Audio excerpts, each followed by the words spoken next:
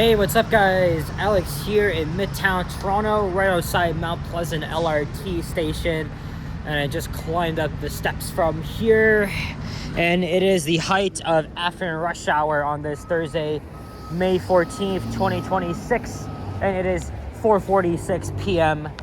and it's around 11 degrees Celsius. Still quite chilly out, but the temperatures are gonna reach up to 23 this long weekend.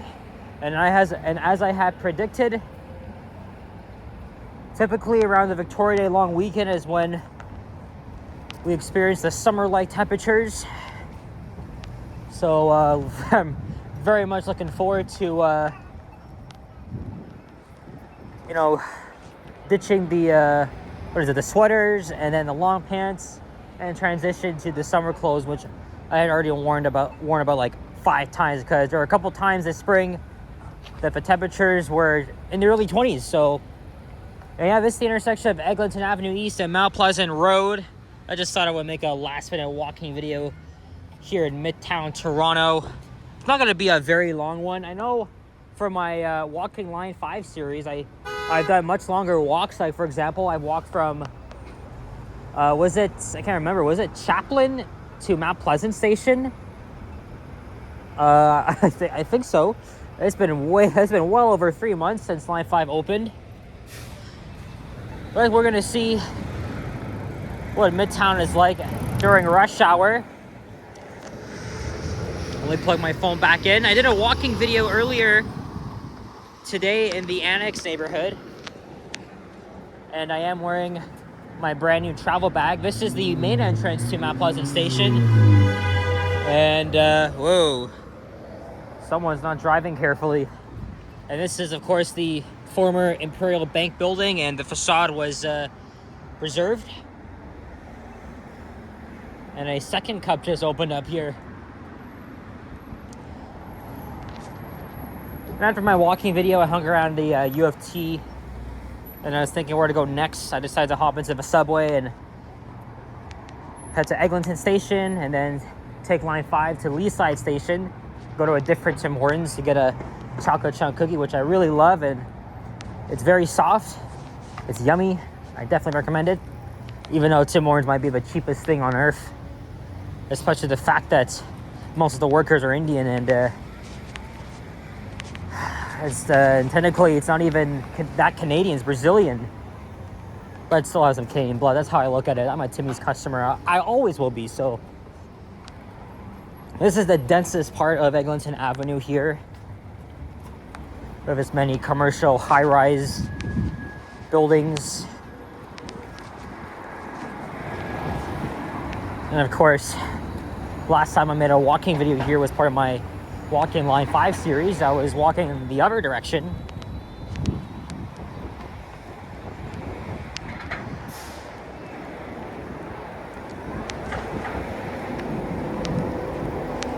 And we will be passing Yonge Street.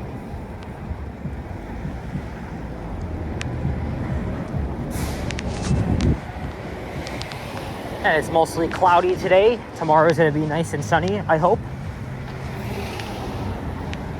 And temperatures again feeling like summer, because it's been a cool and dreary start to May.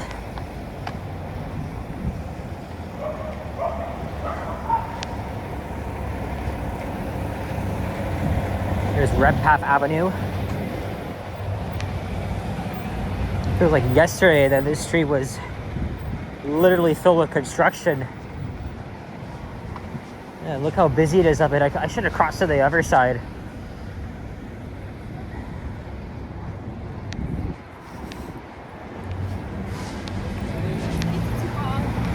Actually, I've been going back to most of the underground stations and just counting the exact steps from platform level to street level, because most of the stations, if not all, are deep underground.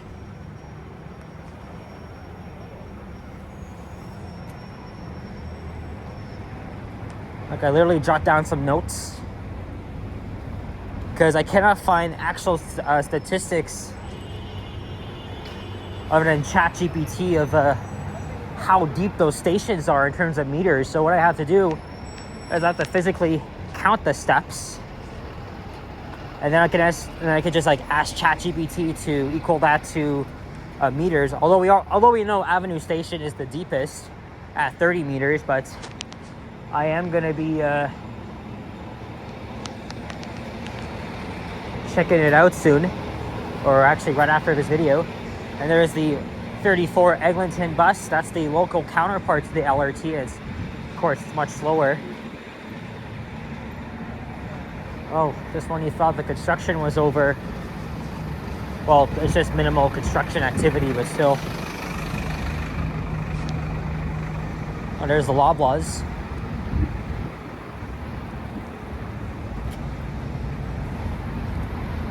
I guess I could cross over at Dunfield Avenue.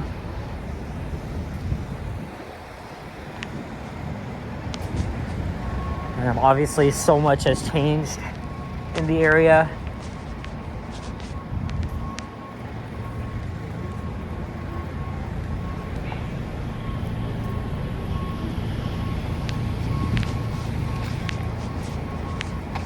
Wonder I could refilm the Northern elevators here.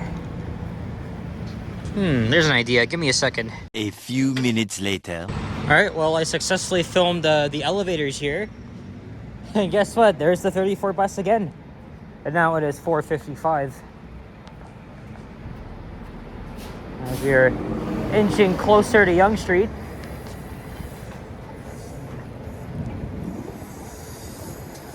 And I heard that the Scarborough subway extension has been delayed, even though progress has been made, but you know, I'm not surprised.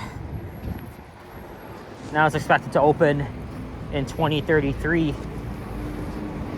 And it'll be 10 years after Line 3 closed. I wouldn't be surprised if it opens around the same time as the Ontario line and the North Yonge subway extension. Yeah, too bad I can't outwalk the slow-ass bus here. Yeah, they're still doing minimal construction here. Now this is like hydro work or something. But again, I really like Yonge and Eglinton. I know it's probably overrated for some people, but it has everything you need. The shops, restaurants. I mentioned many times that Johnny lives around here, as well as Alicia. There's literally 4 Tim Hortons in this area. And with the LRT, now I've been visiting this area quite a lot, just because, you know, I don't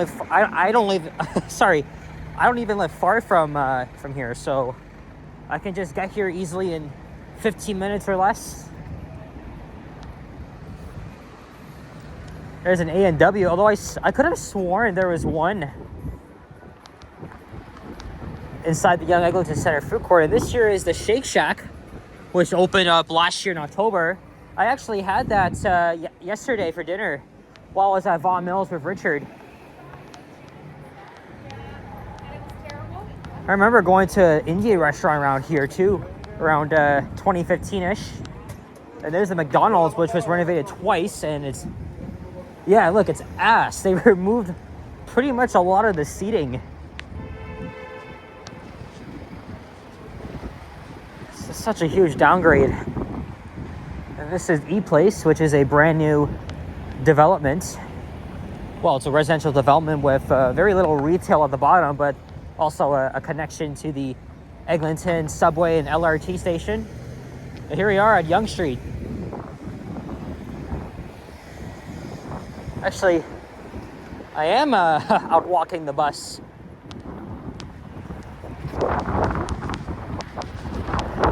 And I think we'll cross to the south side here.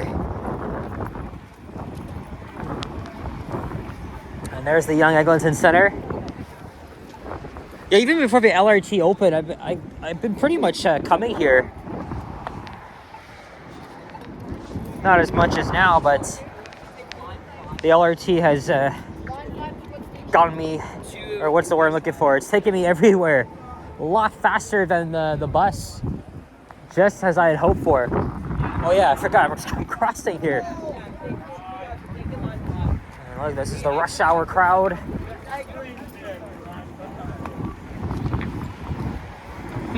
I know the bus is gonna have to go inside the bus terminal at Eglinton Station, so maybe there's a chance that I get to Avenue Road before the bus does. I disagree that the 74 and 103 Mount Pleasant buses are out of Eglinton Division when it really makes more sense to put them at Wilson Division. However, occasionally there are the electric buses, the LFSC pluses. So originally I wasn't going to do those routes, but I think I'll do them only if there's an electric bus, because it makes me feel like that this route's at Wilson, even though it's not. As I said, this is one of the most difficult stations they had to build, that they had to work their way around the existing Line 1 subway.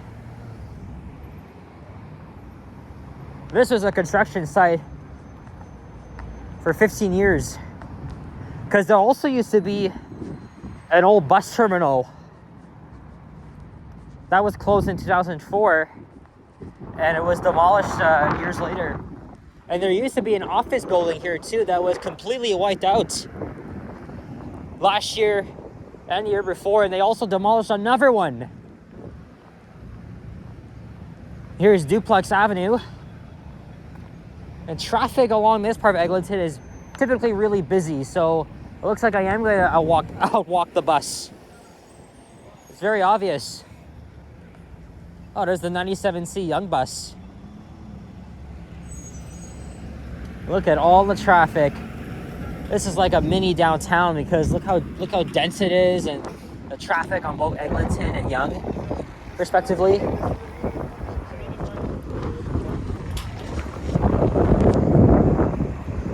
Man, I'm so glad I don't have to take the bus home this way. I mean, obviously traffic has been a huge problem before the LRT is opening. Right? It's been delayed, I don't know, like how many freaking years, and finally it's open. And there's still lots of traffic. Well, I understand why the local bus is here, because, you know, the stations are quite far apart from each other. Well, some of them. Of course, nobody really wants to walk like 10 or 15 minutes to get to wherever they live or work. So the 34 bus could be useful, but not during rush hours or even any time of the day. Because again, look at all this traffic. It goes all the way back down here. And also some older apartments on my left here.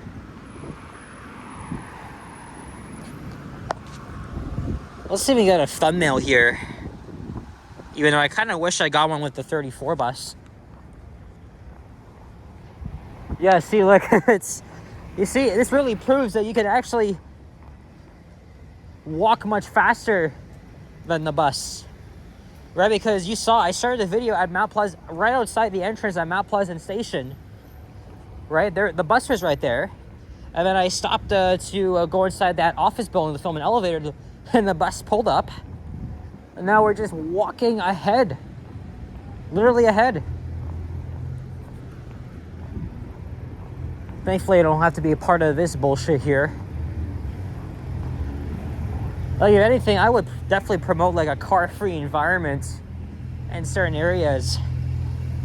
Do you know how much pollution that's going to generate?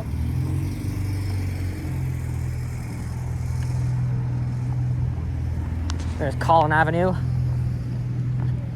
and LaSalle's Boulevard. And Eglinton Park is on the right.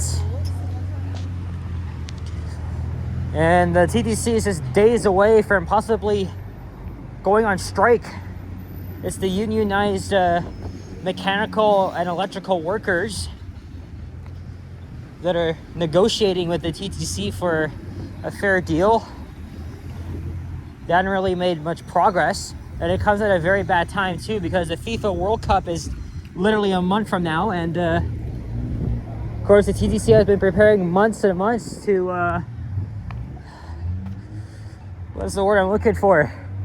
Yeah, to get people to and from the games. hundreds of thousands of people are going to be here. So if the TTC goes on strike, obviously parts of service will be disrupted. It's going to be a shit show. I remember when we almost went on strike 2 years ago, and a last-minute deal was made.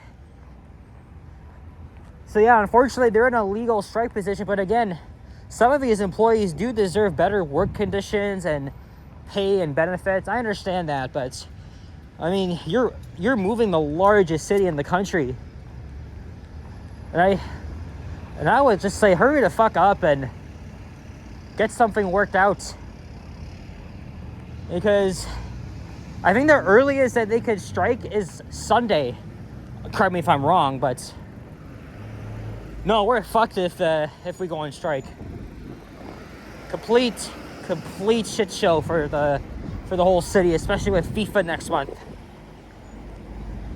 And TTC has already made plans to increase services on local bus and streetcar routes to Exhibition Place, where Toronto Stadium is, and of course along lines 1 and 2.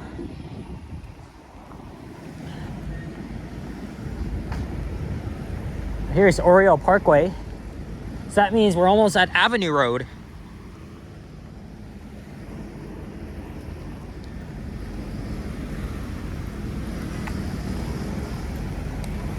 And as we're going uphill here, next up is Avenue Station, which is the deepest station in the entire subway and light rail network. Yesterday I was at Highway 407 station, which before Line 5 opened, it was the deepest station in the whole system. But of course, Avenue, being at 30 meters, has now taken the throne for the city's deepest. I've been there a couple of times. I know a lot of people have recorded themselves climbing up those steps. Said it's about like 150 steps, but I've never actually climbed them. I've only climbed down. I think that's what I'm gonna do. Is maybe instead of going through the main entrance, I could probably go in through this way.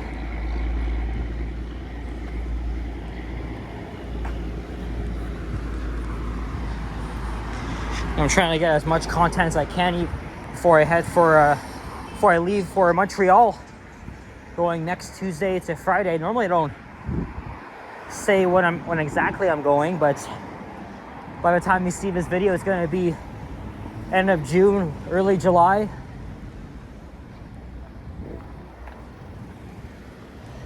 Again, a freaking waste of land use and real estate space. I always compare these white station buildings to freaking grocery stores and banks. It's literally no need. Metrolinx can do whatever the hell they want. It's pathetic.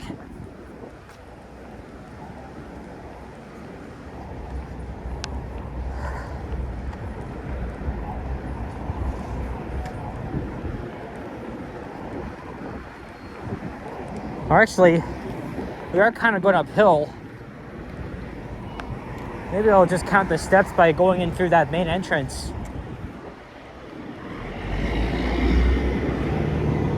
Maybe that's what I'll do.